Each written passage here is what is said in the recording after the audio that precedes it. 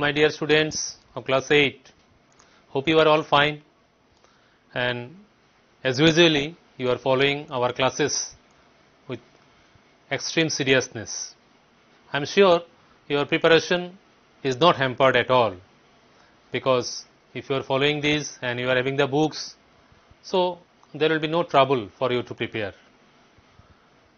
Today we will be discussing about the Indian Constitution. Actually, I have got requests from many students that they wanted to re-discuss this chapter, the Indian Constitution. So accordingly, I have taken the decision to discuss this one. Hope you will find interest here. But before that, we must find out the definition of Constitution. I have written a definition here. Actually, the term Constitution can be defined in many ways, but certain basic concepts should be there. So I have written a definition here. You see, what is a Constitution? A Constitution is a set of rules. First only, we have to focus on this term. A Constitution is a set of rules uniformly applicable for all. Means whatever rules and regulations are written in the Constitution, those are uniformly applicable for all the sections of the society, for all the people. The country where we live, of course, you know that it's a land of diversity. But in almost all the countries, one or the other way, certain kind of diversities are found. And the Constitution, the articles which it contains, must be equally applicable for all. So that is one of the primary feature of a Constitution. So it is uniformly applicable for all, and by which the administration of a country runs. We know that a democratic country has got various functions, various types of functions of various nature. It has got major three organs: legislature, executive, judiciary. And in these major organs, lot many functions are there. Various levels of governments are there. If you take the example of our country, India, we find the federal system here, about which we will discuss in later part of this chapter. So what we find, where there are various levels of government, various organs of government, and each and every organ has got certain responsibilities, duties to perform. Now, how they will function? What are the motives, action plan they will take? So all those guidelines are written in the Constitution. Then it also sets certain ideals which depicts the features of a nation. Another important feature of a Constitution. The Constitution will clarify certain ideals, set certain goals which will show the feature of the country, the nature of the country, the characteristic of the country. Now see, we are getting many features here, isn't it? Within this definition, the basic features of a Constitution we are getting. It is not only about the Constitution of India. Any country's Constitution must belong these features. So what is this? Let us see again. It is a set of rules. It is uniformly applicable for all the sections of the society. It will not discriminate between male or female, Hindu or Muslim, rich or poor. They may belong to any class of the society. They may belong to in any economic status, but the articles, laws and rules, everything are equally applicable for all. And most importantly, the administration of a country runs by those rules, regulations which are written in the Constitution.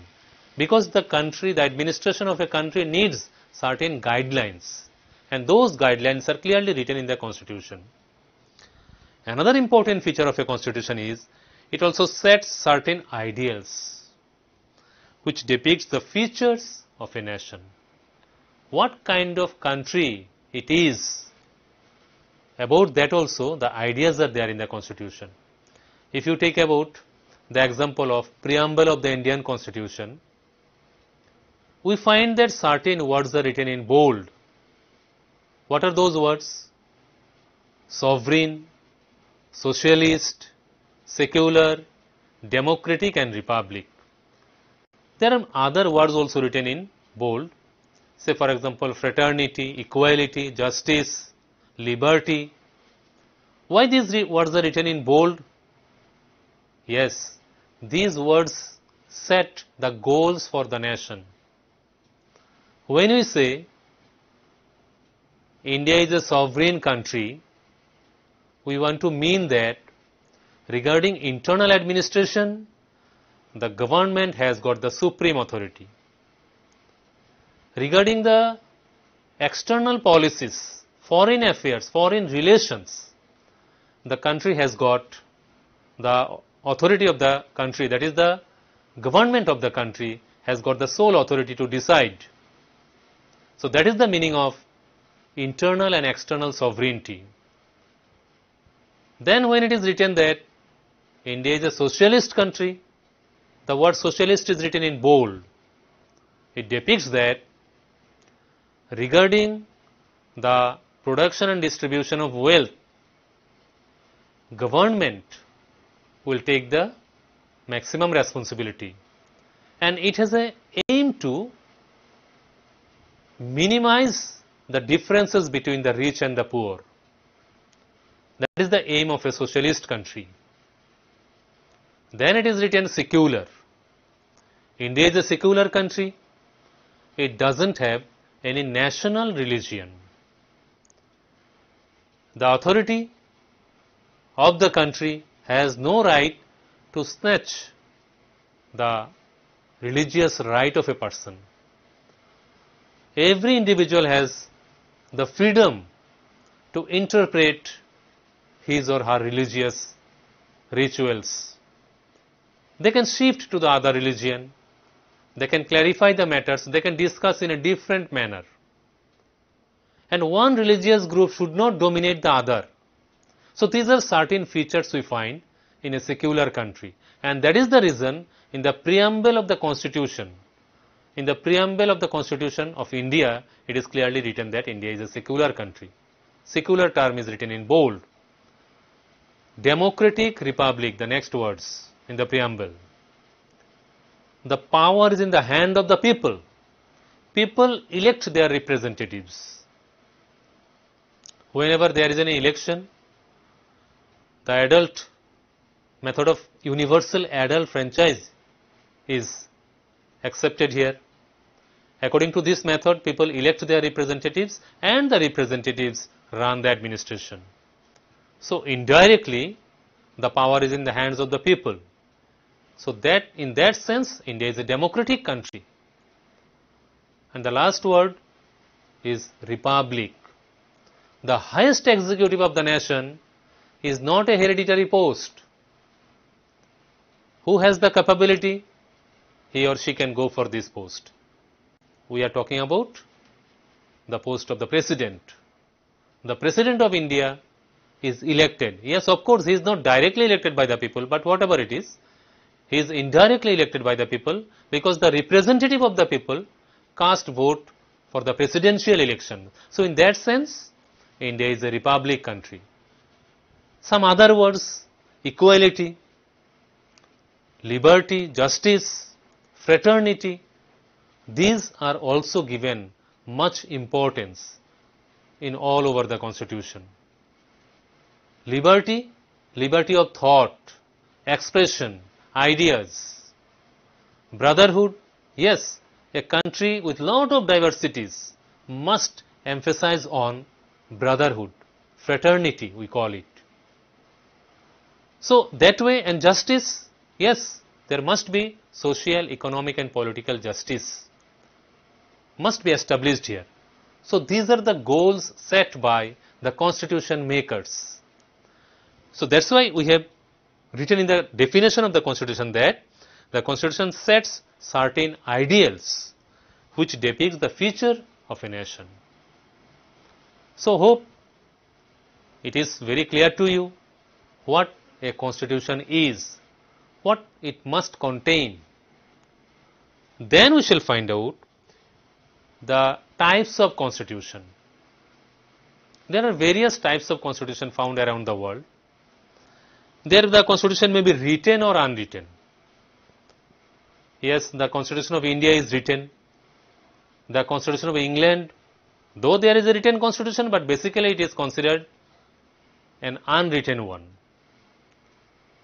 The country's administration is followed by the customs, rituals mostly. There is rigid Constitution. Rigid Constitution means the Constitution which cannot be easily changed, amended. Amendment, the term is used for changing of the Constitution. Whenever any article becomes invalid due to the changing pattern of the society, political system, economic system, so some articles of the Constitution becomes invalid, useless. So those are to be changed and new forms, new rules, regulations to be included. So amendment are must for a Constitution.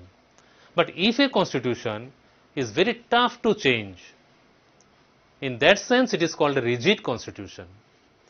There are some other Constitution which are flexible, very easily can be changed. Now it is possible that in the same Constitution, certain parts are rigid and other parts are flexible. Say for example, our Constitution, the Constitution of India. So it is an admixture of rigidity and flexibility. Certain parts, that is called the core matters of the Constitution. The basic ideals of the Constitution containing parts cannot be easily amended. The basic structure of the Constitution cannot be easily changed. That is why those parts are rigid and the other parts are there, some other parts are there which can be easily amended by simple majority votes in the parliament. So that is why it is said that Indian Constitution is a admixture of rigidity and flexibility. So same for the written and unwritten. Yes, of course, India has got a written Constitution, but there are certain ideals which are followed may not be written in the Constitution. So what we have discussed now, we have discussed the definition of the Constitution. We have found certain features which must contain in a Constitution in general for any country and every country. Then we have found the types of the Constitution. Now let us take a view of the historical part about the formation of the Indian Constitution. Actually, long back in 1934, Indian National Congress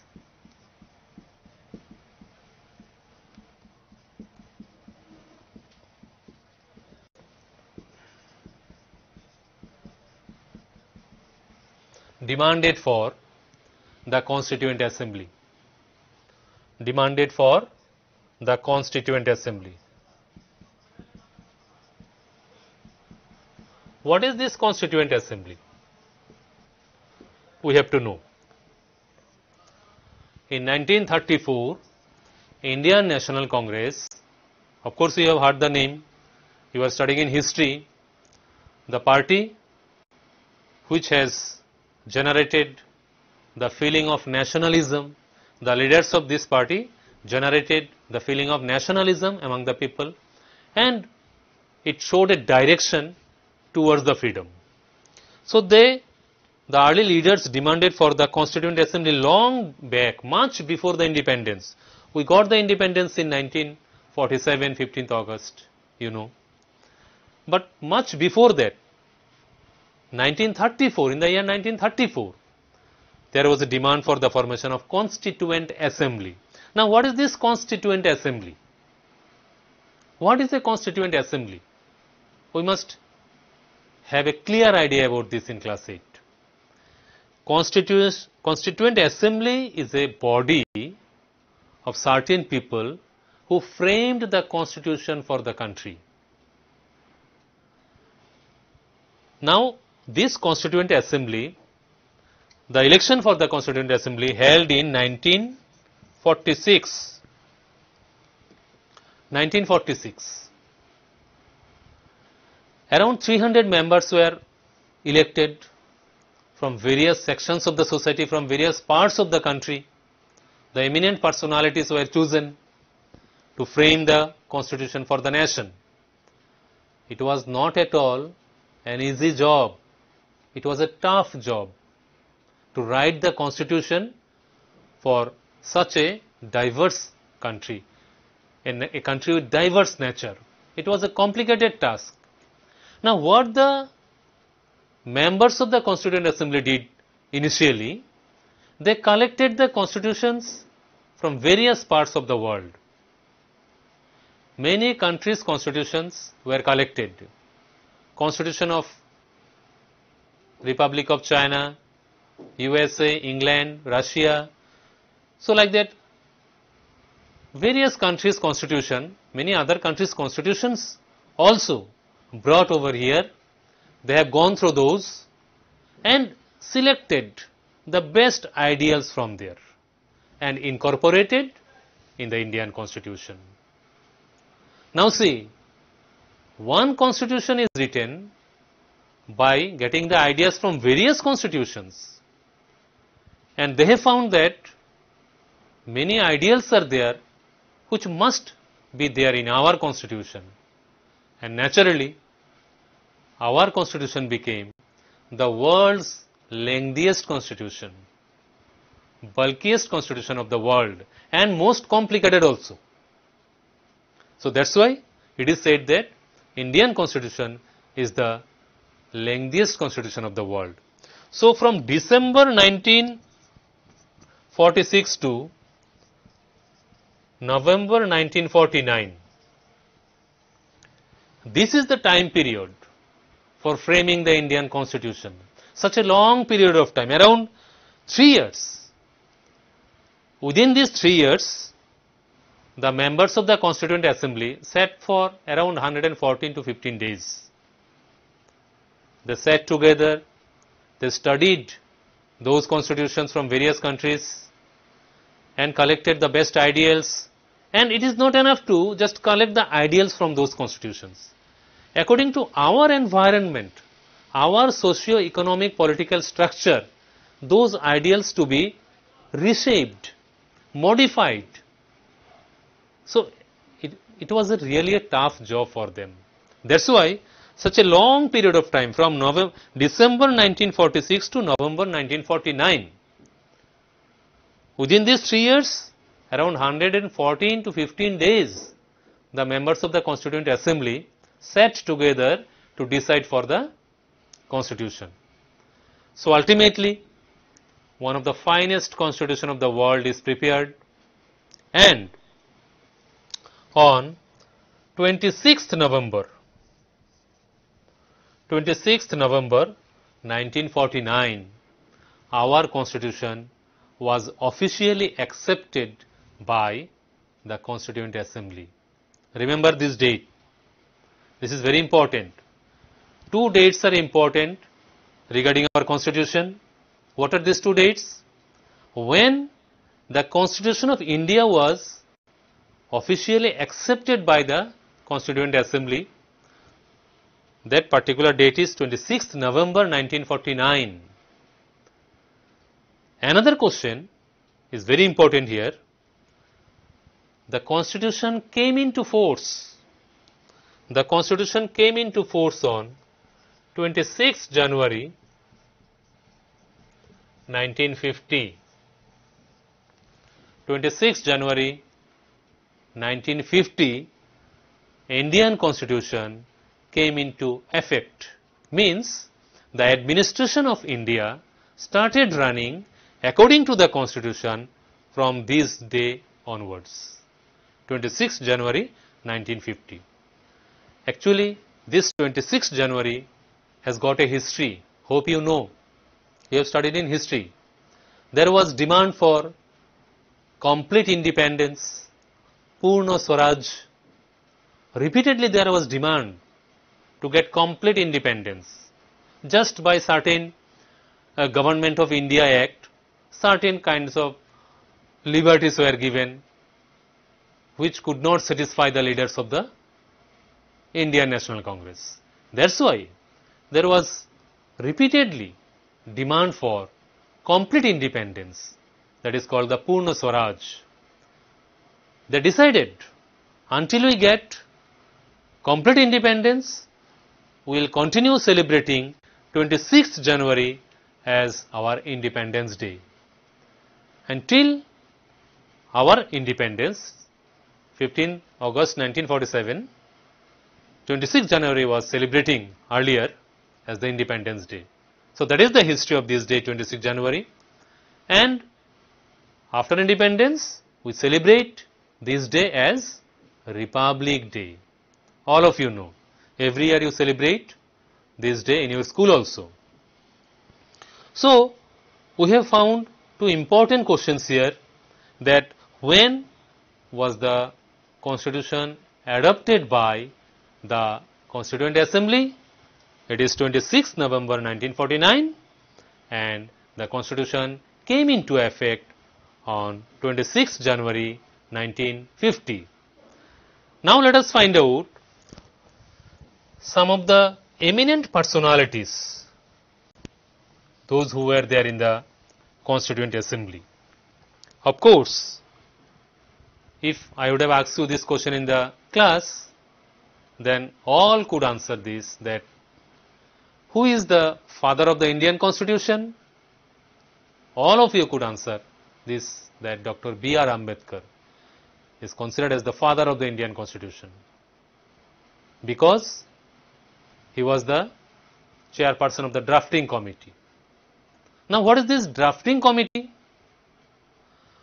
Drafting committee is a small body within the Constituent Assembly who has got the actual responsibility of framing the Indian Constitution.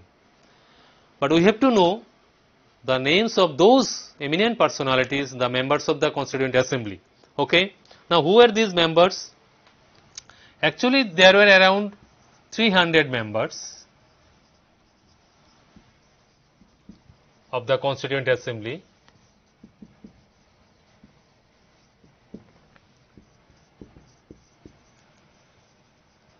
Among them, some important words: temporary chairman. Who was the temporary chairman of the Constituent Assembly? This one can be a question for you. The answer is Sachidananda Sinha.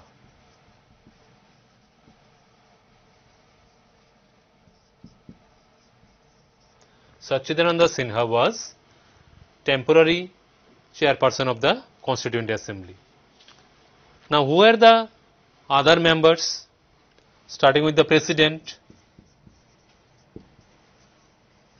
President of the Constituent Assembly was Dr. Rajendra Prasad.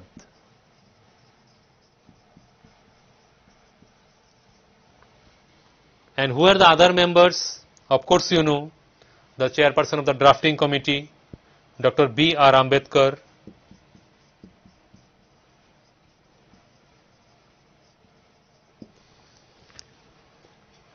Then B.N. Rao, Sarojini Naidu,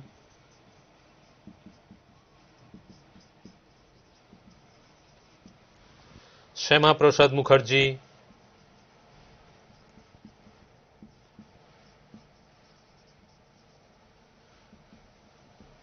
Jawaharlal Nehru,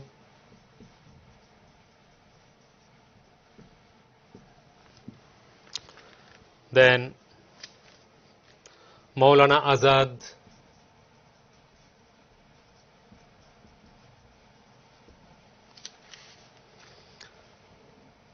Sarvapalli Radhakrishnan,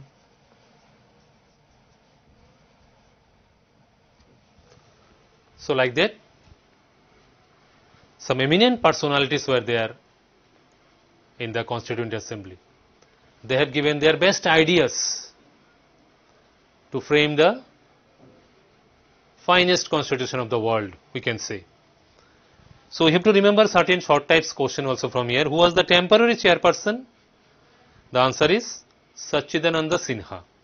And who was the president of the Constituent Assembly? Dr. Rajendra Prasad. And who is considered as the father of the Indian Constitution? Dr. B.R. Ambedkar. Of course, you know, he is also called the chairperson of the drafting committee and the other important members. So, you have to remember these names, which will be helpful for you to prepare your answer. So, they are the eminent members of the Constituent Assembly. Now, let us look about the fact discussed in our book of Nepal, the case study of Nepal. Nepal is our adjacent neighboring country, all of you know. Case study of Nepal. It will show the importance of a constitution for a democratic country. All of you know that there was monarchy in Nepal. Then from 1990 to 2002, democratic government was established over there for 12 years.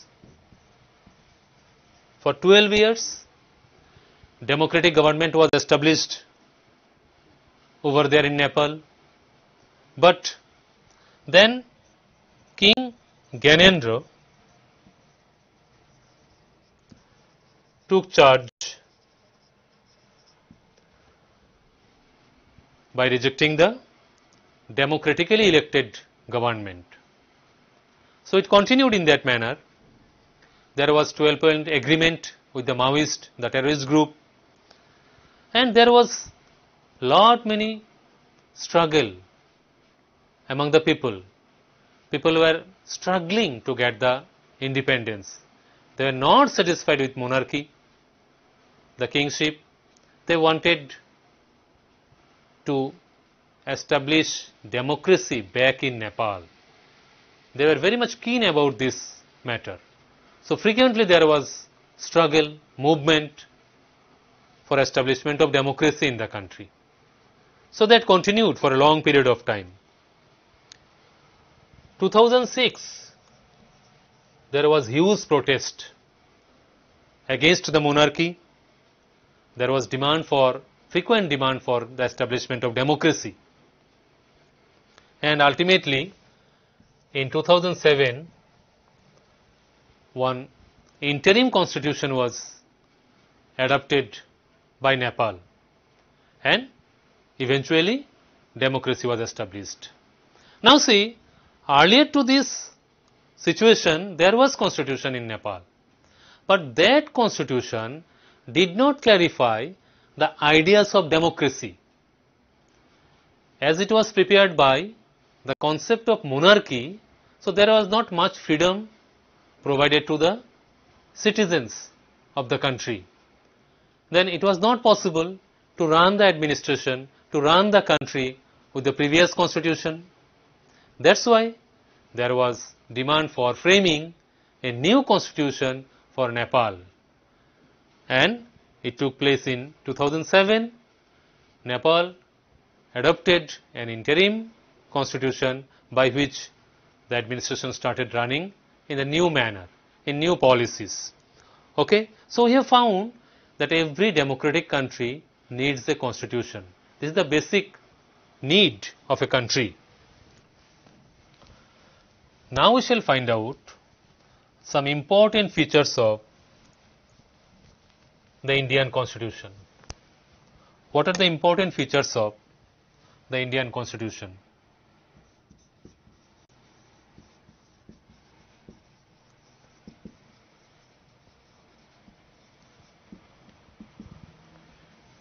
What are the important features of the Indian Constitution?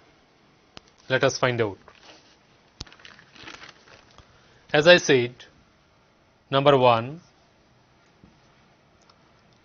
largest and most complicated constitution. Indian Constitution is one of the largest and most complicated constitution.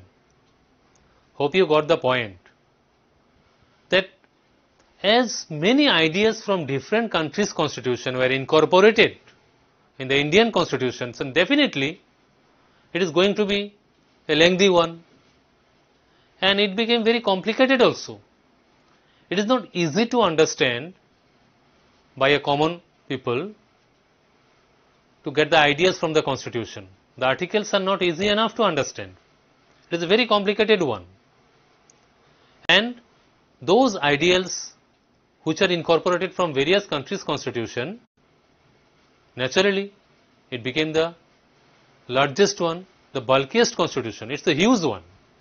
Many articles, schedules are there, and more important is the fact is that till date the constitution is amended more than 100 times. So by each and every amendment a new article is included. Of course, some invalid articles are excluded from the constitution, but at the same time many new articles are being included in the constitution. Many amendments are being done till date. One of the important amendment of the Indian Constitution is 42nd Amendment. 42nd Amendment. Some people say that this 42nd Amendment is a mini constitution. Why? Because so many new articles are being incorporated during this amendment.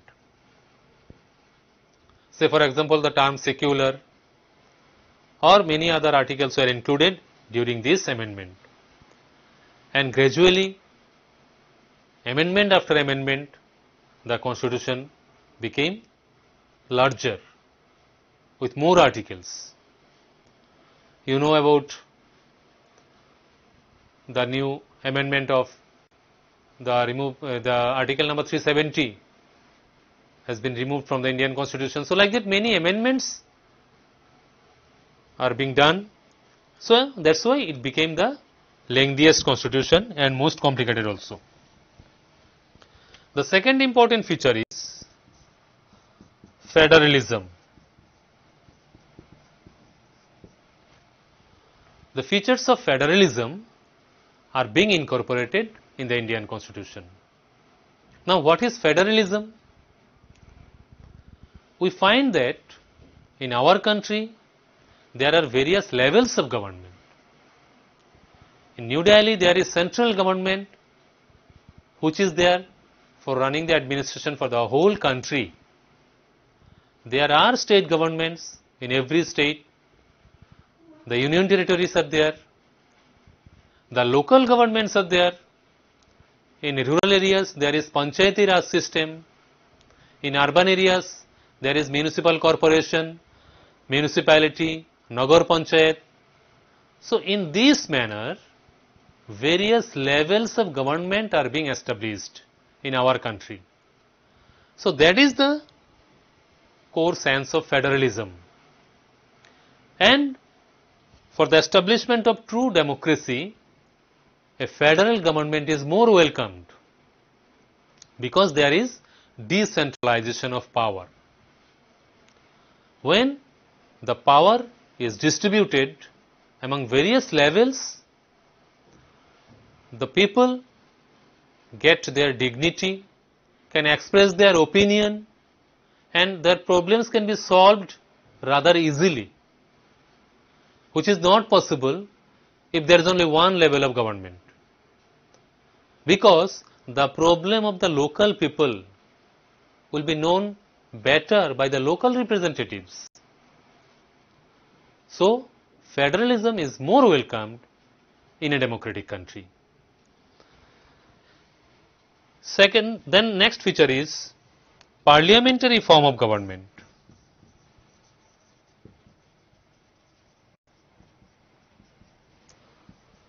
Parliamentary form of government. The concept of parliamentary form of government is incorporated in the Indian Constitution. In our later chapter, there is detailed discussion that why do we need a parliament? Now, why do we need a parliament? The parliamentary system is established here so that it can be made more democratic. The people considered that, our nation builders considered that this parliamentary form is more democratic. And how it is done? The whole country is divided into various electoral constituencies. From each constituency, one representative belonging to a particular political party wins the majority number of votes, and the political party which gets the majority number of seats in the whole country, they form the government, the central government or union government you can call. At the same time, the opposition party members will be there, and that way the parliamentary system runs. So, the representative from various parts of the country represent the problem of various parts of the country. The representatives know better how the situation is in their own region. So, that way the problems are solved faster. That is why our nation builders accepted the parliamentary form of government. Now, see, another feature is universal adult franchisee.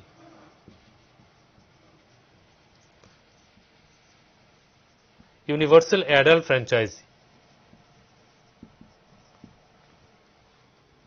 In one way, we can feel proud because from the very first general election, India could really apply this policy, the policy of universal adult franchise.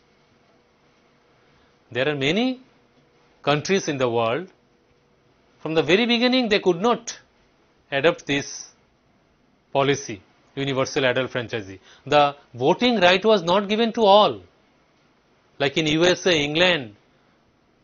In today's world, the developed countries could not provide the voting right to all the sections of the society. Even in US also, women did not get the voting right from the very beginning. They had to fight for it. So, in that sense, can't we feel proud that from the very first general election that took place in 1951-52, all the adult people got their voting right. At least political equality could be established, no? Economic equality may not be there, but by means of universal adult franchisee, the dignity of the individual was established. All the adult citizens were allowed to cast vote so that they can choose their representatives in free and fair manner. So, the acceptance of universal adult franchisee is an important feature of the Indian Constitution. Another important feature of the Indian Constitution is separation of power. Separation of power. Separation of power, actually they are in two senses, two ways it is, power sharing is done. In upper classes we will study in detail about power sharing. Okay, in our class we will discuss in brief about this. The central government, which looks after the administration for the whole country, the state governments and the local governments, all the levels need power for running the administration smoothly. And in true sense, for the establishment of democracy, this power distribution is very important. So, accordingly, the Constitution has solved this problem. There are three lists in the Constitution: Union list, state list, concurrent list, and another one is their residuary list.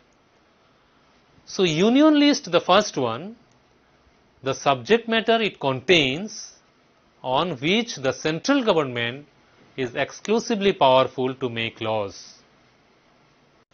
The subject matters which are included in the Union list or the central list, say for example defense, foreign affairs. So, these are the matters to be handled by the central government exclusively, because to secure the border, it is impossible to handle by the state government, any state government. The central government has to look after this matter. That is why defense or finance, printing of currency, these are the matters included in the Union list. See, the separation of power. There is other meaning of separation of power, we will discuss later. The state list is there. In this list, state list, those subject matters are there regarding which the state governments are exclusively powerful. They can frame new articles from there, they can take decisions, they can make laws from those matters. Say for example agriculture, because it varies state to state, the agricultural productions, the crops vary from state to state. So, state governments are authorized to frame new policies from certain subject matters which are included in the state list. The third list, concurrent list, the subject matters from which both the central and the state government can make laws. So, that way the power distribution is done.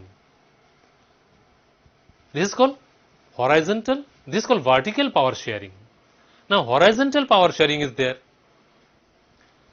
We are talking about the separation of power among various organs of the government. It is also called horizontal power sharing. So, this separation of power among various organs, the legislative body, the executive body, the judiciary, has got their own responsibilities, own role to play.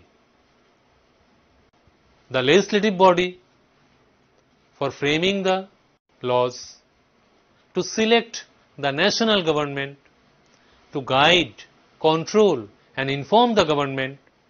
These are certain important responsibilities got by the legislative body.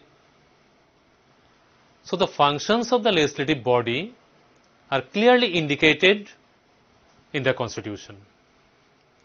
The second organ of the government, the executive body, has got some important responsibilities. The executive body has to perform according to the rules set by the legislative body. Now, see how the power sharing is done among these organs. Separation of power. One organ must not interfere on the activities of the other organs,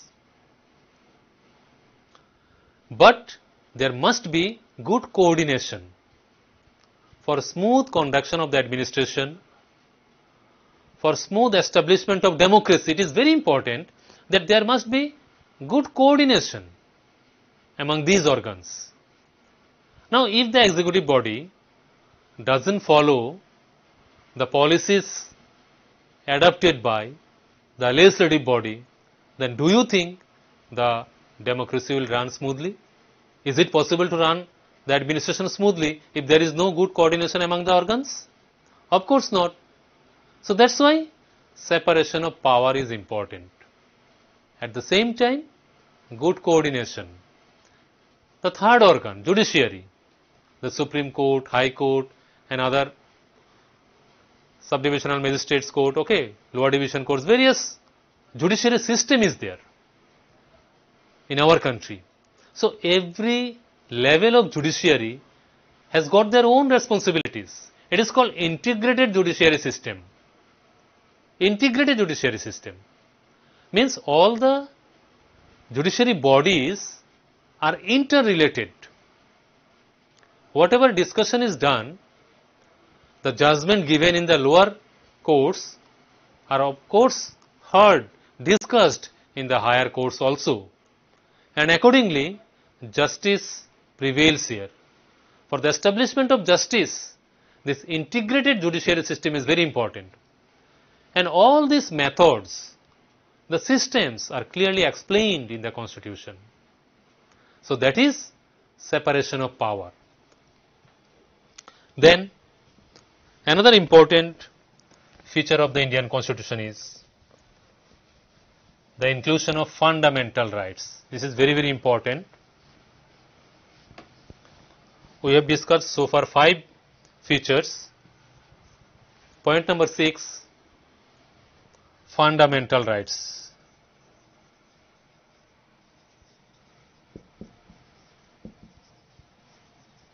Fundamental rights.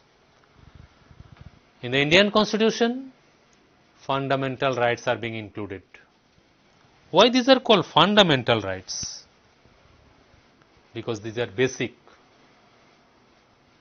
Without these rights, we cannot survive even. For each and every citizen, these rights are must. Now let us find out what are the fundamental rights incorporated in the Indian Constitution. The first one, right to equality.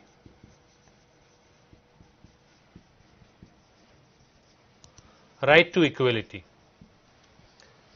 Article number 14 to 18 of the Indian Constitution has included right to equality. So what type of equality are you talking about? Equality in sense of the position in the society. There must not be any kind of discrimination regarding the provision of public facilities. Each and every member of the society must equally avail the public facilities. And whenever any crime is committed, there must not be discrimination regarding the provision of punishment. It is not that if a wealthy person has committed a crime, he will not get the punishment. The provision says that the equal punishment for equal crime. So such way the equality has been established, and the article numbers we have to remember 14 to 18. These articles of the Indian Constitution includes the right to equality. Second, right to freedom.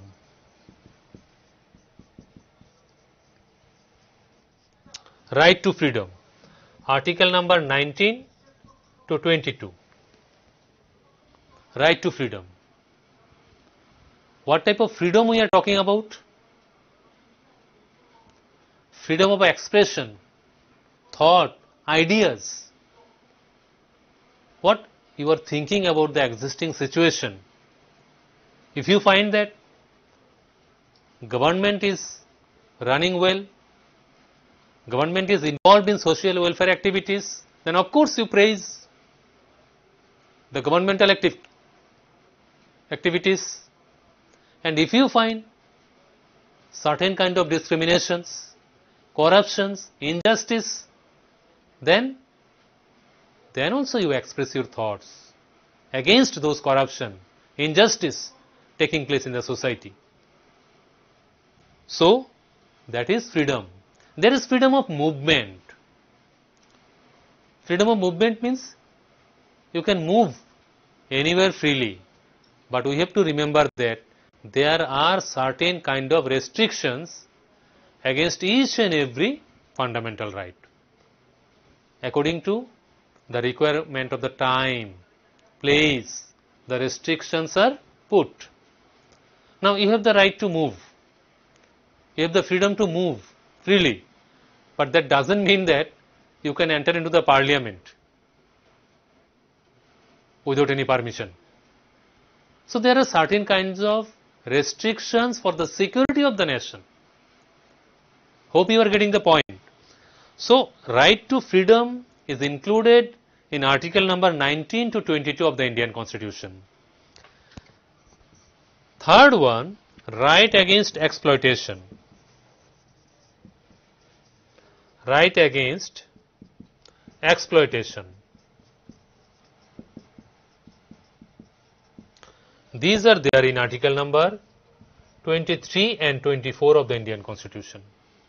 Right against exploitation. Especially any child below 14 years cannot be engaged in any kind of hazardous activities, industrial activities, where there is life risk. In such kind of activities, no child can be engaged. According to this prohibition, the Child Labour Prohibition Act is there, which comes under right against exploitation. There are many other parts of this right, that is right against exploitation, is also there. Then number D,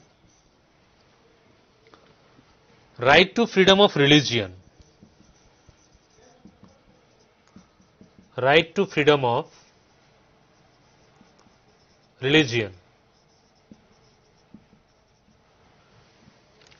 It is described in article number 25 to 28.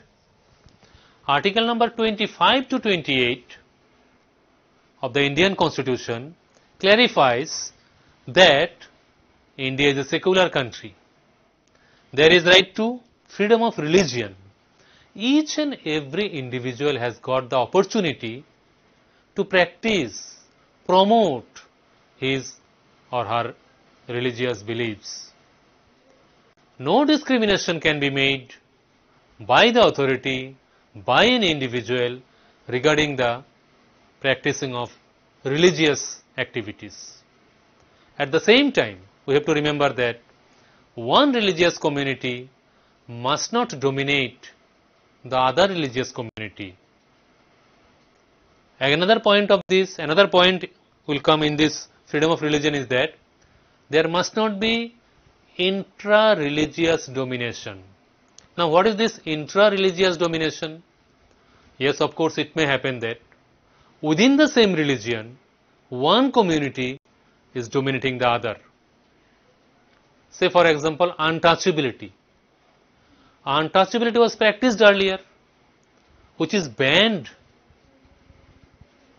Untouchability is banned now by the Constitution of India, and it was in practice in the society, in our society it was practiced.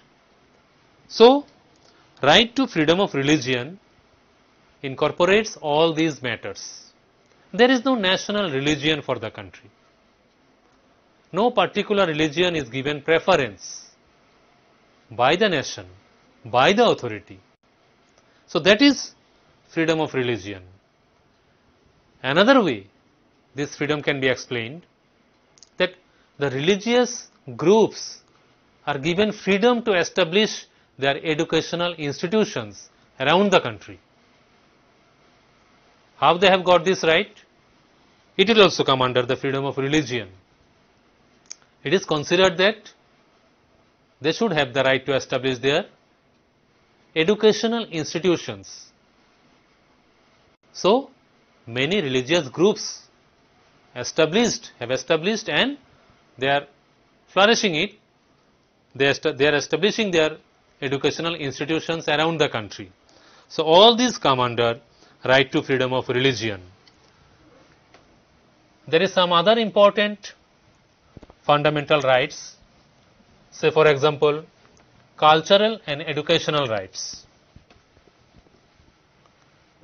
Number E, cultural and educational rights. It will come under article number 29 and 30. Article number 29 and 30 is included here in the Indian Constitution, which depicts the cultural and educational rights. We know our motherland is a land of diversity. All the communities, they have got their different culture, tradition, heritage, food habits, dress. So they have the right to promote their culture. No discrimination can be made by an individual or by the authority. Educational rights, you know, there is right to education. It has been made compulsory for the age group of 6 to 14 years child to get the free and compulsory education. Each and every child in between 6 to 14 years must be brought to school for free and compulsory education. So that is also under cultural and educational rights, which are being incorporated within the article 29 and 30 of the Indian Constitution. Another fundamental right, right to constitutional remedies. Right to constitutional remedies. It is explained in article number 32 to 35. Though it is the last one, but most important one, because if any of the earlier rights, any of the fundamental rights are violated by any individual or any organization or by the government, you can go to the court for the re-establishment of your right. That is called right to constitutional remedies. Means if any of the fundamental rights are violated, those can be established legally. Okay? Remedies are there, the solutions are there in the Constitution itself for the establishment of fundamental rights. So, isn't it very interesting and very important for our lives? Hope you have got the point and hope you have understood the total discussion that we have done today. We have found the history of making of the Indian Constitution. I find it really very interesting, the history of the making of the Indian Constitution. Then we have found the formation of the Constituent Assembly. We have found the necessity of a constitution in every country with the example of Nepal. Why the constitution was important, became important to change the constitution in Nepal. Then we have found very interesting features of the Indian Constitution. Hope you have got the points. So with that, we shall wind up today's class here. Thank you for watching. Bye all of you.